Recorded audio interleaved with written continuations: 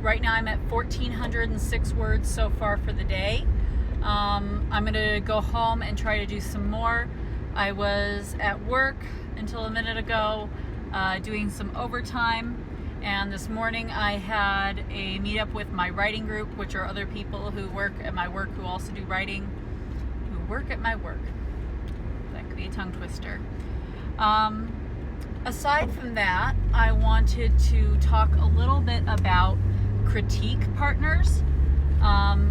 Since I have had a couple of people help critique my work so far, and I actually have a fellow camper on Camp Nano who's reaching out to me offering to help with doing some critique work for each other. So I'm excited about that. I hope that we're a good fit as critique partners, because she's really cool, and I'll be honest, like, I kind of secretly, sorry, I didn't almost hit anything, but there was a dead deer on the side of the road, and it startled me because I would not have expected to see a deer around here. We're like in an industrial park area. Anyway, that just about gave me a heart attack. Oh, poor critter. But anyway, I was saying that the person reaching out to me on my Camp Nano is somebody who I really admire. She also has her own YouTube channel. I don't feel like dropping names because that feels weird and awkward, since I haven't discussed doing that with this person. I also recently got a first chapter critique done that I actually paid for, with a book or an author tuber that I admire. I'm not going to say her name either, because I have asked her if it would be okay that I mention that I utilize some of her services, and she hasn't gotten back to me yet, so I'm going to wait. I feel weird naming people's names without their permission. That seems kind of, I don't know, rude to me. So I will go more in depth with that later. But the people I have had as critique partners, including my mother and my husband and a couple of my writer buddies, as well as the person who I had do my chapter critique, pointed out that I have a major problem doing filter phrases and kind of weasel words. So that's something that I'm going to be keeping an eye out for. And I was wondering if any of you have noticed that you have a problem with weasel words or filtering in your writing, because that seems to be a big problem for a lot of people. And I'm going to do a little bit more research on how to deal with that and solutions for it. And I may be putting up a video later in the future about how to deal with that, or how to spot when you're doing filtering and when you're using weasel words. My biggest ones, so this is turning into kind of a confession video. My biggest ones that I've noticed is that I tend to use the word about a lot. I tend to use the word a bit, and I tend to use the word somewhat and rather a lot. Like, it's really bad. And then I do tend to say he or she thought, or he or she could hear, or things like that. Those are all things that kind of draw you out of it. And the aside from things like about and a bit and somewhat and such, being just kind of useless words. Not only they're not useless, but I've noticed that they make my sentences seem like they have no strength whatsoever. It's kind of, I think there's a reason why they're called weasel words, and I think it's because you're kind of being non-committal and you're kind of weaseling out of the thing you actually want to say. Instead of saying, like, the wave was rather large, you could say the wave was huge, or something like that. And I catch myself when I'm doing it in the sentences that I say, I'm not committing to this. I should just say, like, it was huge, you know?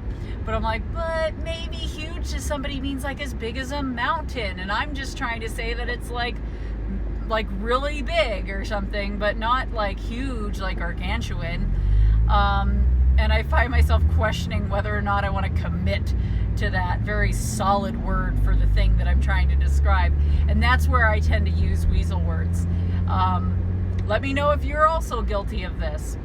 Anyway, that's my confession of my weasel words that I have a problem with. I am going to aim to get I'm aiming for another 600 words today. I'd be happy with. I am working on chapter 3, which is actually a new chapter that I just added because I realized that I was going a little bit too fast between the content in chapter 2 to the chapter 3 that I had laid out before. So I actually added a chapter in between, and that's what I'm working on right now. I'm working on a scene that I'm having a little trouble with because reasons. I don't want to go into it on here because I haven't quite figured out what the hell I'm going to do with it, or if I might just cut it because it's uncomfortable. Actually, if you happen to be watching this, give me your opinion. I need your help. I'm writing a scene where there's a character who's very unlikable. We hate him. He's a jerk. And he's kind of like an ignorant asshole. And one of my main characters is African American. And he is the co-captain of the ship. And he's kind of in charge right now because the captain is knocked out and he's not able to. So he's taking over and he's trying to tell this lazy bum to get his ass out there and do some work and be helpful for once. And this guy, being a dick that he is, slings a particularly unpleasant word at him, which I will not say because I hate that word and it makes me cringe every time I hear it. But I'm trying to pin down how my character is going to react, how Simon, the co-captain, is going to react to this insolent schmuck. I hate this guy. He gets his own comeuppance. But anyway, I'm trying to figure out how he would react. Now, I don't have the experience of having been called something like this. I have the experience of having been called like gender slurs, but I don't think I react in the typical way because I always kind of find it a little bit funny. I think those words are stupid and kind of silly, and I kind of laugh about it, even though it stings a bit.